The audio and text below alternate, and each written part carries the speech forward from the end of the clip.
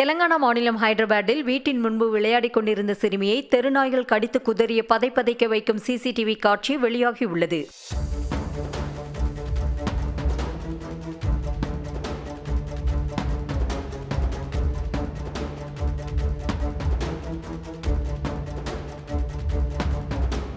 ஹைதராபாத்தின் ராஜேந்திரன் நகர் பகுதியில் உள்ள golden heights காலனியில் 6 வயது சிறுமி வீட்டின் முன்பு சாலையில் விளையாடிக் கொண்டிருந்தார். அப்போது அந்த பகுதியில் சுற்றிக் கொண்டிருந்த 2 நாய்கள் சிறுமியை கடித்து குதறியது. தொடர்ந்து அலறல் சத்தம் கேட்டு ஓடி வந்த சிறுமியின் தாய் நாய்களை விரட்டினார். இதனையடுத்து கால், இடுப்பு உள்ளிட்ட பகுதிகளில் படுகாயமடைந்த சிறுமி மருத்துவமனையில் அனுமதிக்கப்பட்டார்.